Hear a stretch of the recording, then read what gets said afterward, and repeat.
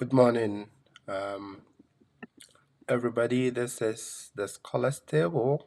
Um, we are live, I believe, for the first time, um, and it's such an honor to be hosting this program. As an international student, I know the difficulties that one has to go through whilst applying to graduate school and having to make that transition from wherever you started your program to a program abroad.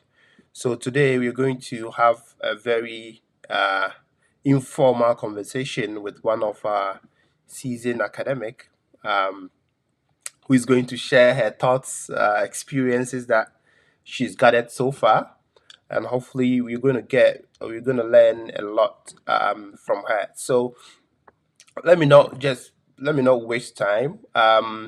We would hear from our guest herself.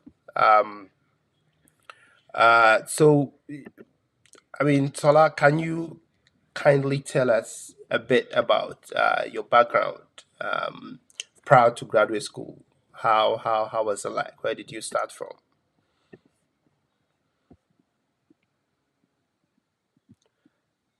I think you're muted.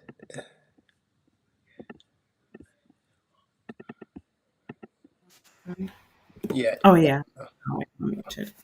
Yeah. Hi, my name is Shola. Um, so where did I come from? Before, first of all, I'm not a citizen academic at all. I literally just did my doctoral, but I I did my undergrad in pharmacy at the University of East Anglia in the UK. Mhm. So I trained as a pharmacist. I did a bit of work as a pharmacist, probably like 3 years, before I went on to do my master's in epi at Hopkins. Okay. Well, that's exciting. So, from Hopkins, or whilst you're at Hopkins, um, uh, what's how was your application cycle like? What was the level of effort that you needed to put in order to get admission to Hopkins? Um, so I'm not gonna lie. When I was applying for my master's, I only applied to Hopkins. Hmm, So I that's bold. I don't think I I think times have changed. I think that public health is probably more competitive now compared to when I applied the first time. But I applied to just Hopkins, I believe, and also I didn't apply for an MPH program. Maybe that's why it was different. I applied to a master's in epidemiology. So Hmm.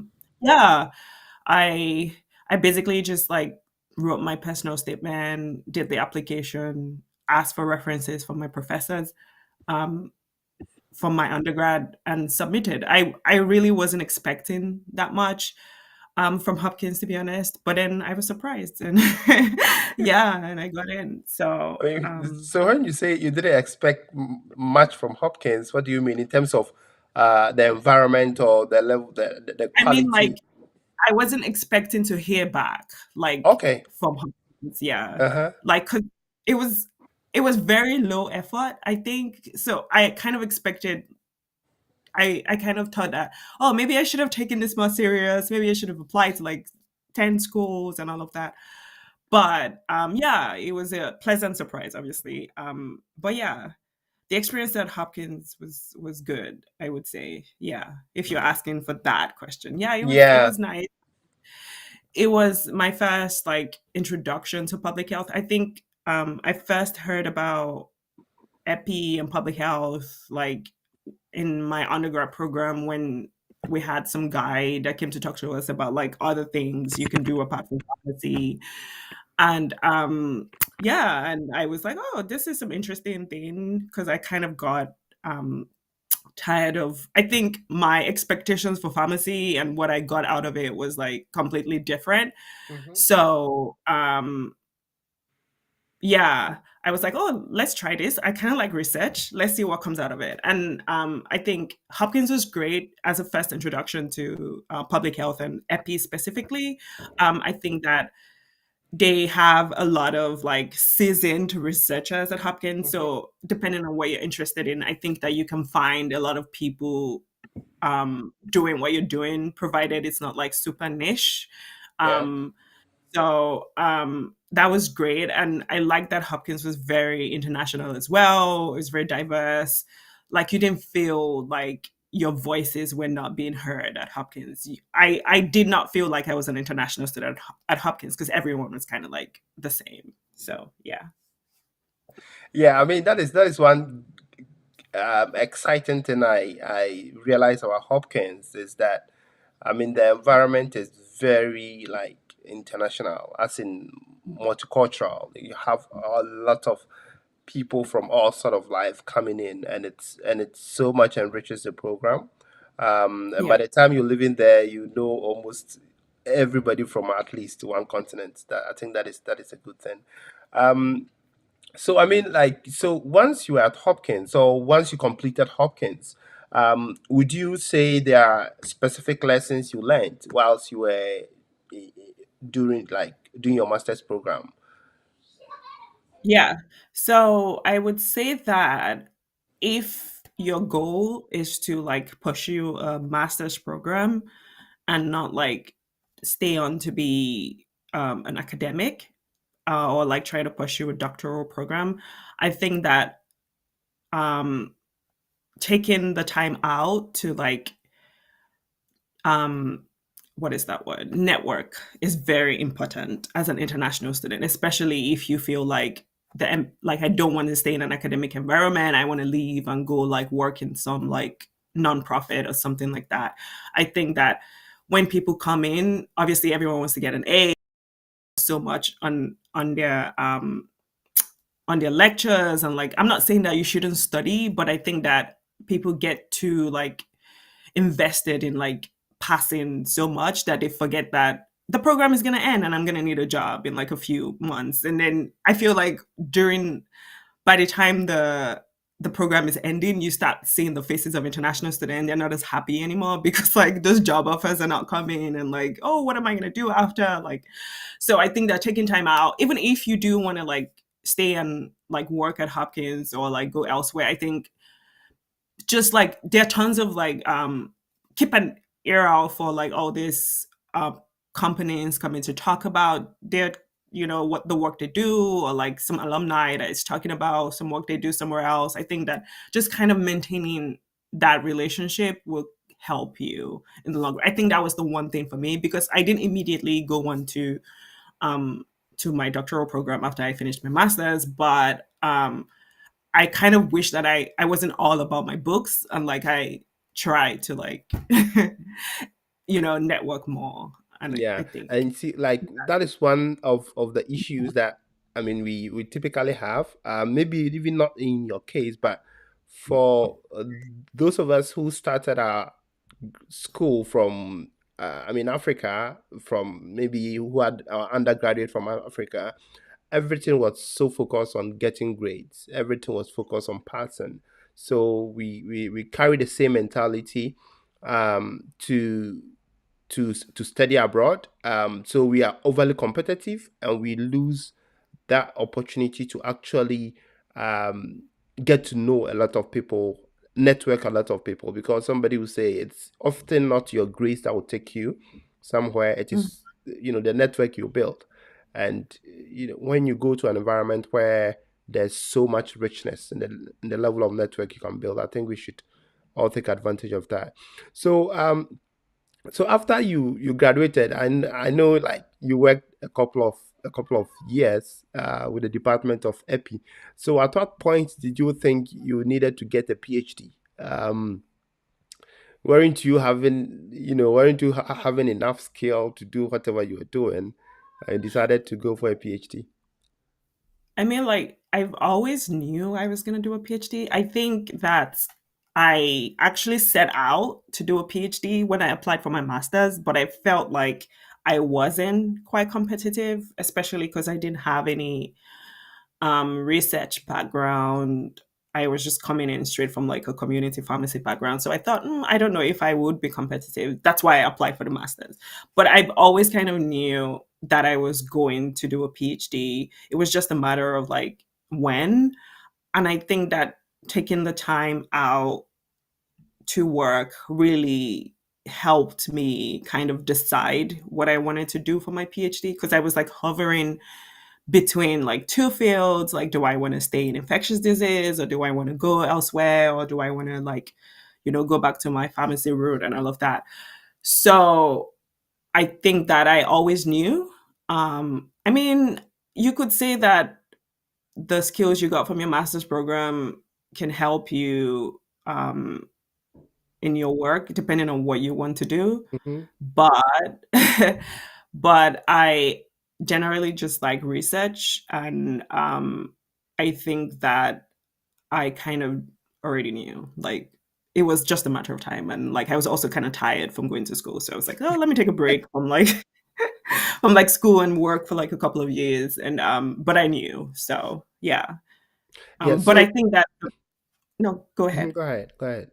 No, no, just Yeah. So you mentioned something very, I mean, important for somebody who had in mind that she was going to do a PhD after masters, and you were already thinking about publications because you know that would probably be a differentiating factor. So do you think that like the job that you took was all in line to get you uh, to the level where you get publications and be competitive in your application? I mean, I wouldn't say that when I was looking for a job specifically, I was looking for a job that would help me get publications. But I just so happened to get a job that would get me publications. But I knew that the job I wanted, I needed to be able to like either develop skills that would help my application or,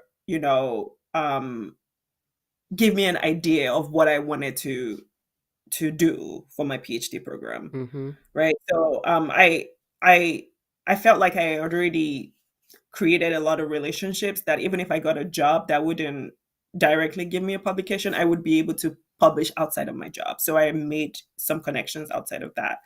So I wasn't specifically looking for a job to give me publication. So you don't have to get a job to give you publication. You can Mm-hmm. always have relationships with people like, oh, what project are you doing? Can I be involved in this? I have this idea. Do you mind if I write a paper about it? People are always happy to like Yeah. put you on the paper or like tell you to go run an analysis. So like I don't think that was a, a priority when I was looking for a job. Yeah. Yeah, and I think that is an important point because, for example, in my case, all the publications I had was outside of my primary job. You know, my primary job was actually public health practice with the Baltimore City Health Department. So I had to collaborate with colleague mates after graduation to come up with ideas on how to take advantage of the COVID-19 pandemic, and we were able to put on or come up with some publications. So that's very important. You don't need to get a job or you don't need to work uh, in an area where you're expected to get publications from. So, I mean, how was your application process like for the PhD? Was it any different from the master's? Do you have Oh to yeah, put in it's more? different. It's definitely different. As at the time I was applying, I think public health had become, and epidemiology specifically was like much more competitive. I think that when I did my master's, it was just like an emerging field. A lot of people didn't know about it. So I actually applied for my PhD program twice. The first time I applied, I did not get any callbacks, which was very like sad for me because my ego was very bruised. But yeah, but like that didn't deter me. I think that I was the first time I applied, the first time I applied, I was very like afraid. I was like, oh my God, this is like, I have to get this right now. And like, I was very anxious. And I think there was a lot was riding on it. And I think that was obvious in the way I wrote my personal statement and like the way I was relating to like the people I would contact to be like, oh, I would like to apply to your program. I think that they can kind of sense like desperation Mm-hmm. and like when someone is like just not ready. I wouldn't say ready. I feel like you can brag your way through this, but like you just have to relax in this application processes, right? So the first time around obviously was a bust, and then the second time around was like during the COVID pandemic, and I was like, oh my God, everyone knows about epi now. My my I have so much competition, like everyone's going to want to do public health and all of that, but I applied anyway. I think that I was clearer with what my goals were.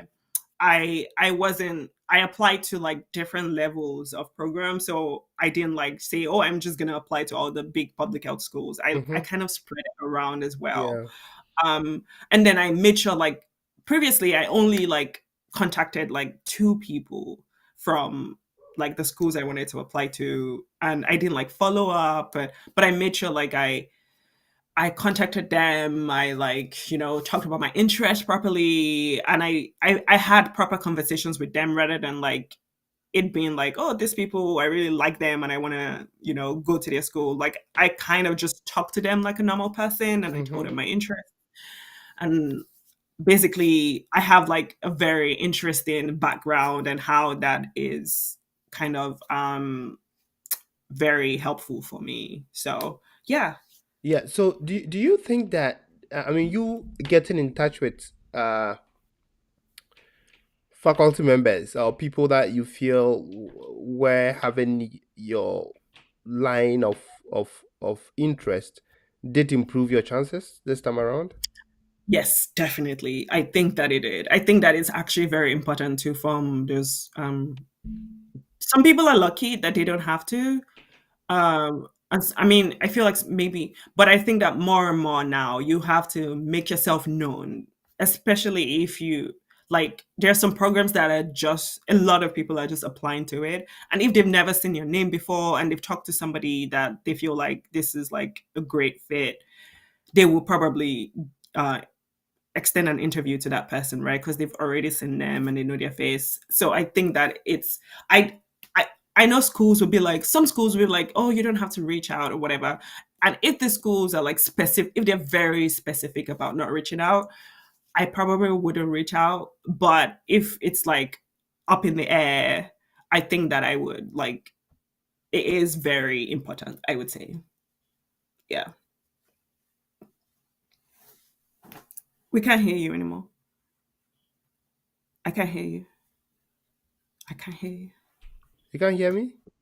Now I can. Yeah. Yeah. So I mean, this is very important because I spoke to somebody who is like a very hard person, and he was saying that reaching out to them sometimes they don't even know what to do Yeah. because it doesn't really change anything.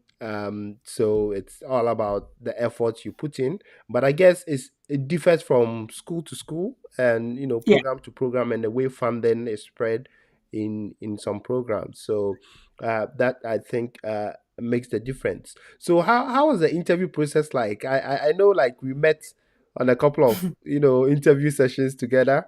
How was your preparation like? So my preparation, I think that I just went in there trying to just like talk about myself and not make it super interviewee. Because there's a way that an interview can go where they're just like asking you questions and you're just answering. You don't want that. You want to like have a conversation and then sometimes you want sometimes the interview to even run over that they're like, oh, I have to go. Like you want them to keep talking to you. You don't want awkward silences. So I went in there like having my elevator pitch. I hate to say that word, but like having it such that the conversation flows on. So you Hmm. wouldn't know, you have kind of an idea of what they're going to ask after, but it's not like very, you know, mathematical. Like, how was your research? tell me about this. You want them to be like, oh yeah, speaking of that, what do you think about that? So Mm. you want the conversation to flow, kind of like you're talking to a friend about something you're interested in. So you can see that when you're talking to somebody about something you're interested in and you're like passionate about it, it comes out more than when somebody is like asking you a question and like you're just answering. It can feel very like robotic, and you Yeah. don't want that in interview. So I kind of went there. Like I did a bunch of like runs with some of my friends. Some of them I was just kind of like chill, if I didn't really want to go to the school, I would like not really practice for it. But like I don't advise that, but it was very low key. I think that I just decided that I didn't want to be stressed out during this process. I was very stressed out the first time around, and I didn't want that. So I made sure that I was as calm as possible. And yeah, just talk about your interests and like how you see any skills that you have right now, how that can help your PhD program. And I think a very good thing about PhD programs in the US is that you don't really have to have it would be great if you have like the specific topic that you Mm-hmm. want to, but that is also a disadvantage, because if you're too specific, they might be like, oh, we don't have anything for you. But you want to be specific but not too specific where it's like there's nobody for you. So like um just talking about your interest with so much passion, and even other things you could do as well if like this one doesn't work out, and Yeah. things like that. Yeah. Okay. So, I mean, now you are in one of the best schools of public health for your PhD. Is there any decision why you decided to choose that, apart from the other options that you had? What informed your decision to go to UNC?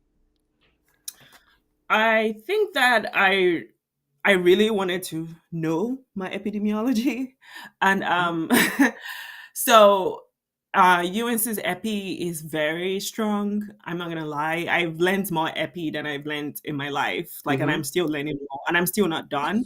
So when when I when I looked at all my options, I this was the school that was obviously going to give me what I felt like I needed, right? And that was a big I mean, I was going back and forth about, oh yeah, this school is gonna be richer, like, this school I will be closer to my friends and all of that. But my goal was to be very like strong in epi, and I think that was like it wasn't an easy decision, because I would be away from my friends, like, and all of that. But yeah, the epi program is quite strong, which I like a lot. So yeah. Yeah, great, great. At least you have a very good reason to abandon the rest of the schools. So Yeah. you are like, I mean, you're a little over like the first year of your program.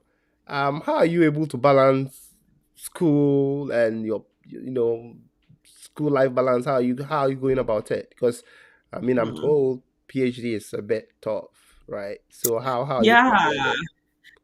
What have you been doing? You give me an idea. I've not been able, like, that's something I've really been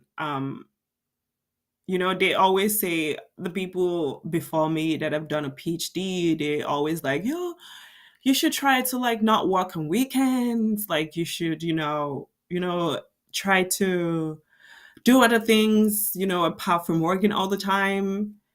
But I mean, some days I'm just like, you know what, I'm not gonna do, like, whenever we have breaks or something, I think the best I can do is like not do anything throughout the break and just try to have a day off or something.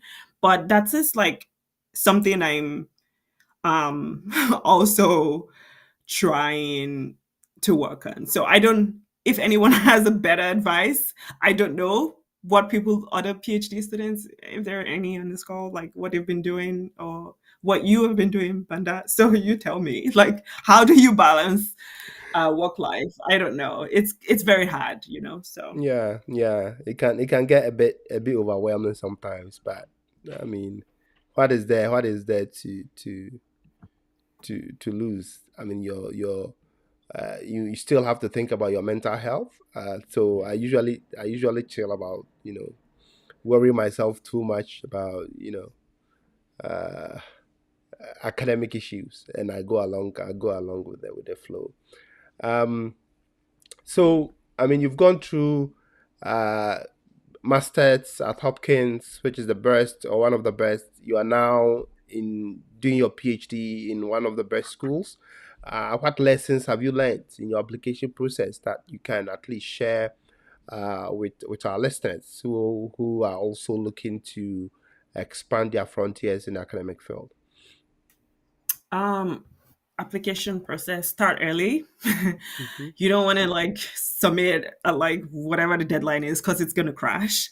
Number two, I feel like you should be very clear in your personal statement. Like your goals should be, I feel like everyone wants to tell like, especially for the PhD applications,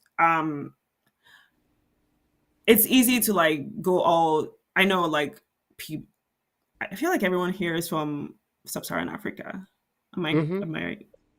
So yeah, there's a tendency to like play up some part of like sub-Saharan Africa about why you want to do.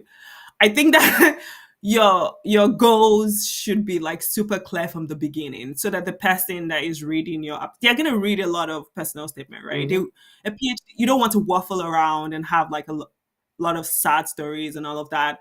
If it helps your application, I would say put it, but like just be clear that this is why I want to do my PhD, and this is what my PhD is going to give me and what I want to do after my PhD. I think those points should come out very well. And also any skills that you have, I think that you should sell it very well. Like don't underplay yourself. Talk about if you currently have publications, talk about that. I mean, if it's related to what you're applying to, because I know like it's possible that people are switching fields and all of that. But even if it's not related, you can kind of bring it in and talk about what you gained from that field and why you're moving to this field now and all of that.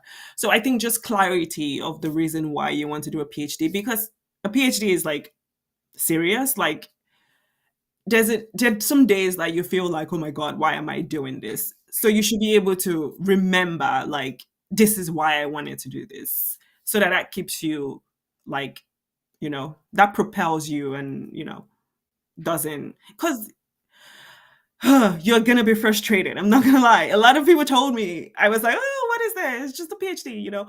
But yeah, you need to like be sure, and that sureness needs to come out properly in your application as well. And in terms of like I mean, I talked a bit about like especially if you find somebody that you feel like you want to work with. I think that and if they're not specific about like don't contact me. So I feel like if they've said don't contact me, don't, because that kind of just puts them off. But if they haven't said anything, it doesn't hurt to like say some, hi, I'm interested, I've read it. You don't have to read the papers. People say that you don't have to. Just be like, oh, I read about you, whatever. I feel like you do what I'm interested in, and this is why I'm interested in that. Do you have a minute to chat to talk about the program in your school? Kind of like that. So just I feel like having that relationship, because I feel like this is the key thing that made my application stronger this time around. I feel like I pretty much talk to everyone, and it really helped me. So I think those and then having people like read your personal statement, because it might make sense to you, but if your friend cannot understand what you're saying, the professor that is going to read it probably doesn't understand it as well. So Hmm. having people go over it, and don't be afraid. Like if somebody sends you back your personal statement with like tons of red line and like, oh my god, what is this? Don't take that personal. Like you can choose to like obviously take people's feedback, but like I don't think that you should get defensive about somebody saying that this doesn't make sense. You can just ask them why it doesn't make sense, and if you feel like it makes sense to you and you can justify it, obviously you can take it. But like I think that accepting feedback, which was another thing that got me the first time around. I was kind of defensive about my application. My friends would say this, I would get really like personal about it. So I think not taking things personal, and just like, you know, like having people that, are in the same field as you or will understand the application process, like read your personal statements as well. So yeah. Yeah, I don't I know think what I don't know, like, are GREs like compulsory now? Because at some point they canceled yeah that, they can. and I so think it's still not compulsory, especially for EPI and other programs. But if your program is a bit involves a bit of say management, maybe health policy and those areas, they still require you to get GRE. But yeah, I mean it's not required by all the programs. Um, yeah. So I would say that if I don't know like what field. I'm talking from an epi perspective. I don't know if this is like generally public health, but I know that if you know that your school is very quantitative heavy, so I'm talking about like Harvard, I'm talking about UNC, I'm talking about maybe Hopkins. I feel like Hopkins um was like, you don't have to do it when I was applying. But I feel like schools like that, you probably still want to do a GRE. So yeah, that's my advice for you. So I think that's a very important piece of advice because I tell people that I mean you are always looking for ways to differentiate yourself from the rest of the applicants because especially at the PhD level competition is super high. So you want to do everything you can to differentiate yourself from the rest of the applicants.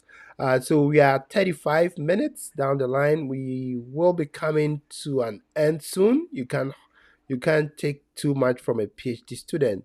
Um, so I'll be reading your comments and your questions very soon. So keep them coming. If you're new to this channel or to this stream, this is the Scholars Table with Dr. Banda Khalifa. We help break your academic and personal development barriers. So my last question, I guess, is what next after PhD? What are you looking to do? I'm just trying to Yeah. finish this PhD. Okay? So the question is always like super um interesting because like I don't even know. Like I've not finished. But I do want to stay in a researchy kind of field like area. I don't know. I mean there are tons of like, you know, industry based research fields. I don't know if I want to stay in academia specifically, but I feel like I oscillate between that and like going. I don't know. Basically, I don't know. We'll see in like a couple of years. But I do intend to like still. I do know that I will continue to do some form of research, but in which industry is the question, I guess. So Yeah. Okay. So you're not specifically saying research in academic setting or in academia or okay. All right. I mean yeah. that's a bit that's clear enough. So I guess that is all I have for I mean your experiences. So if you have to state one or choose one important aspect of one's application, what would you choose?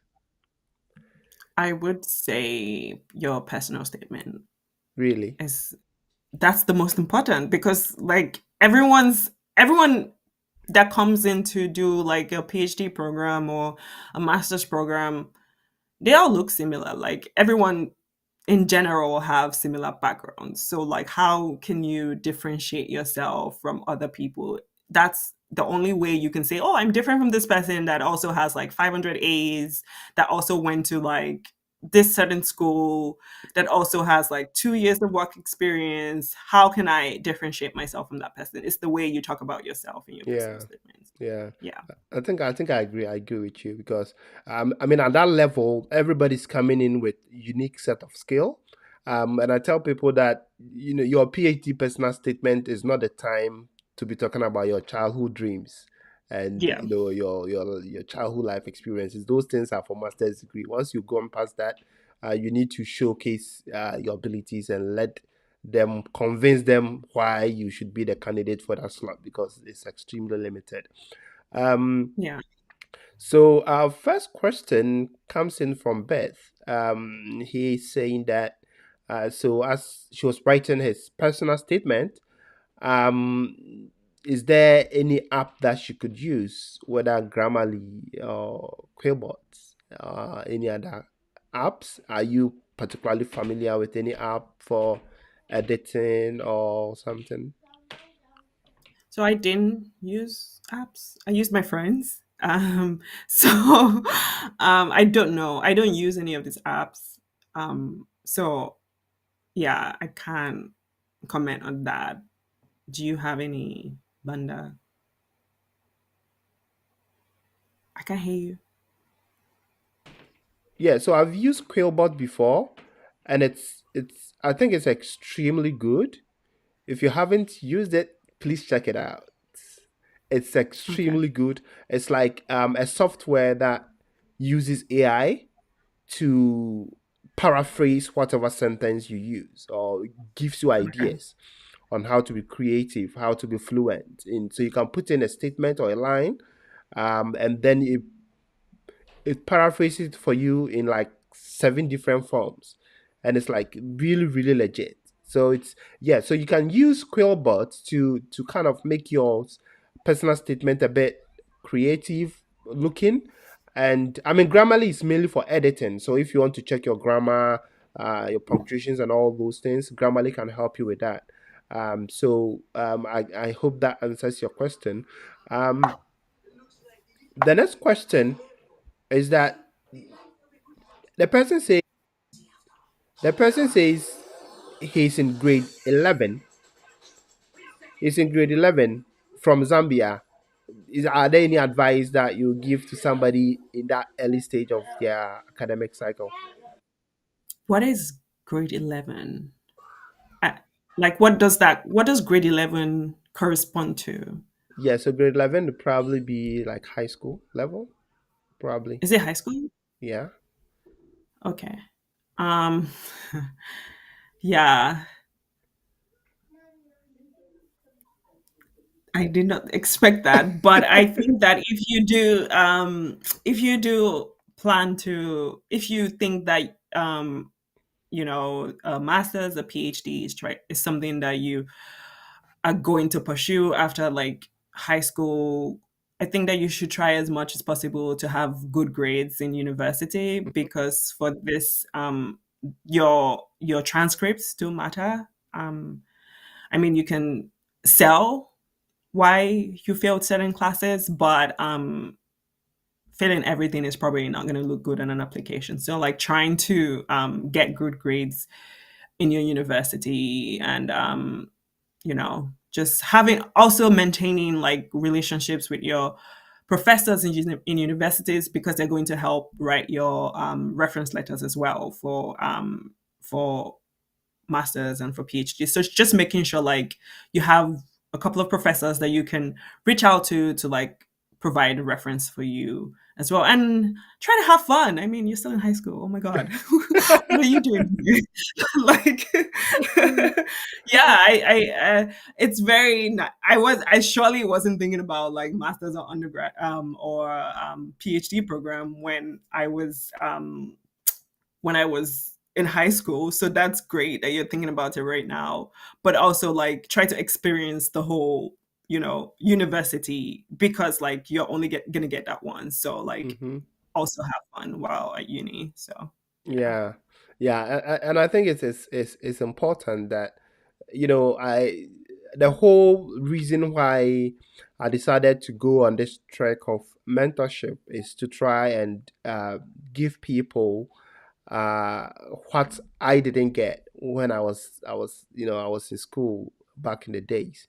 And it's extremely important at this point. If you are in high school, if you are in undergrad, it is, you are more like a time billionaire. So you can actually put your things together and plan like 5, 10 years ahead. And as you said, whilst you're in school, you have to remember that your grades are important, even though you have to, have personal, social life, you have to chill, you still have to make sure you're getting the grades because uh, at that early stage in your career, the grades will take you far, right? Your GPA will determine which school you get into and all that. And you also have to build the connections with your faculty members, your professors, your those people you're working with, so that when the time comes and you need a recommendation, they can give you a strong recommendation. The other thing too that I think is extremely important that they have to focus on at that early stage in their career or in their academic journey is extracurricular activities. I cannot overemphasize that. Whether you have to join clubs, whether it is opening up your own NGO, actively engaging in community services is will be a game changer in your application. So our last but two question. Someone says that I mean, thank you, Sola, for coming in. I see that both of you did your masters at prestigious institutions in the US. I'm coming from South Africa. Do you think this might be a disadvantage? Absolutely not. Yeah. So, um, are you? Did you do your masters in South Africa, or um, are you saying that coming from South Africa will impact your application into a master's program? Whichever way, I don't think it matters. I think there are people from all over the world in all these programs. And I think it's just like being able, like I said, being able to showcase that you are as competitive as somebody that comes from like a Hopkins or like a Harvard program as well. So I wouldn't like take that as a disadvantage at all. I yeah, right. I wouldn't take that like I didn't do my undergrad in the US, so there's that, and Banda didn't as well. And yeah, so I think that being able to sell yourself that you're just as skillful and you bring a different perspective. I think that depending on what you are trying to study, bringing that perspective in as somebody that has lived elsewhere is also very useful in applications as well. So yeah, it's definitely, I don't see it as a disadvantage at all. We can't hear you, Banda. You're not. Are you Yeah. muted? So I don't see it as a disadvantage either, provided you've been able to, build yourself up to the standard where other programs will see you as being very competitive.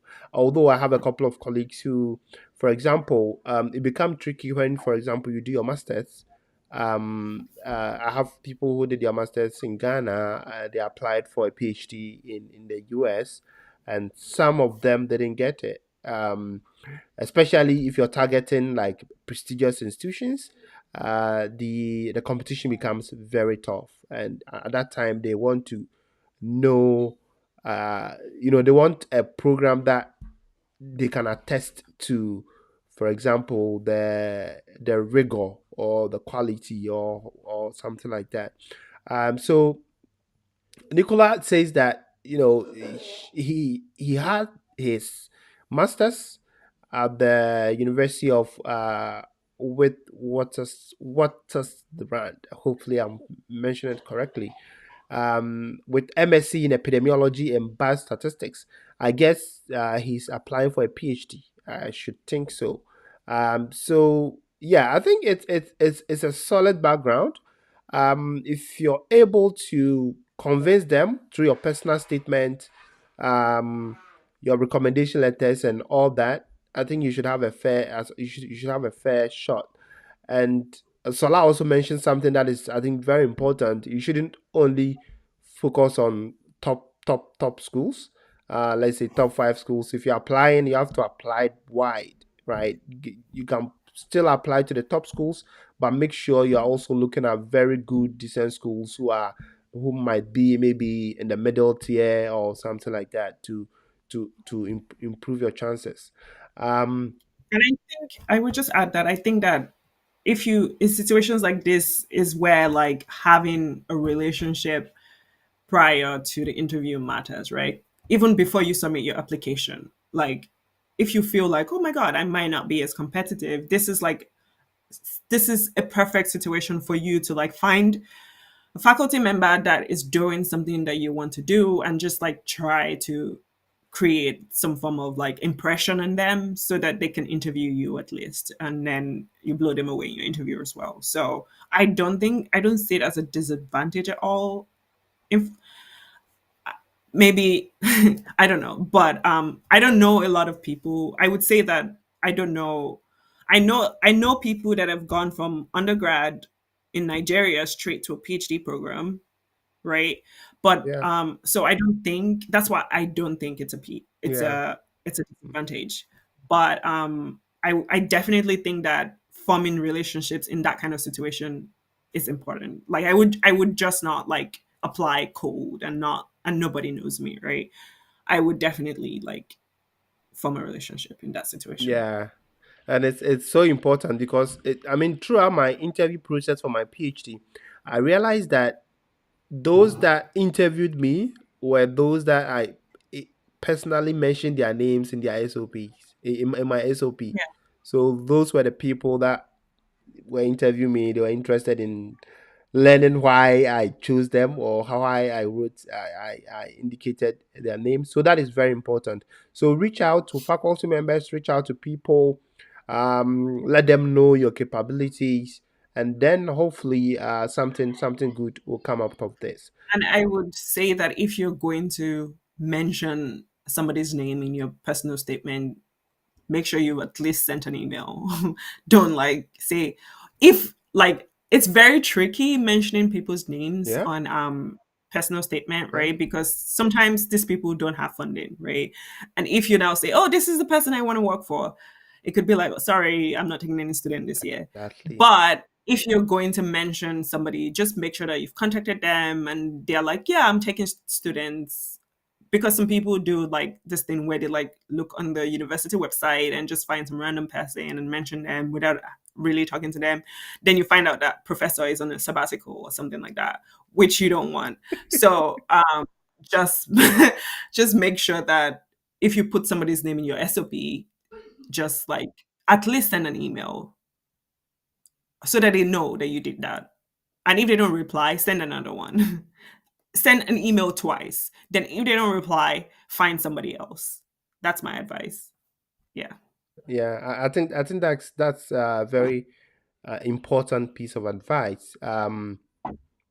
You, you can't just be writing people's names in an SOP without contacting them. So let them know, discuss your interest with them. If you have a positive affirmation, you'd have to before you reach out to them. So I guess we are coming to an end of our very first episode of the Scholars Table. And Sola, thank you so much for honoring my invitation. I really appreciate your time and your contribution. Are there any last words you would like to give? Um, last words. I want to say that everyone's gonna be fine. Um, I wouldn't stress out so much about a PhD program if it's really or like a master's program. Just just really sell yourself. Don't downplay yourself like because you feel like you're not competitive. Everyone brings something to the table. So I'm sure everyone's gonna be great. The fact that you're even like in one of these talks, I feel like you guys are so put together. I never did any of this. So like you guys are gonna be great. And I'm sure that you would probably email Banda to be like, oh, I got in. So yeah, you're fine. All right, Sola, thank you so much. Thank you so much for joining us today. We really appreciate your time, and hopefully we'll get to meet very soon. So enjoy the rest of your weekend. Bye You bye. too. Bye. So this was our first episode of the Scholars Table. What we do here is try to bring in people with different mindsets, people with different experiences to share their passion and their path to graduate school and how they've been able to break these barriers in their academic lives. So thank you so much, everybody, for joining. Until we meet next time, bye bye.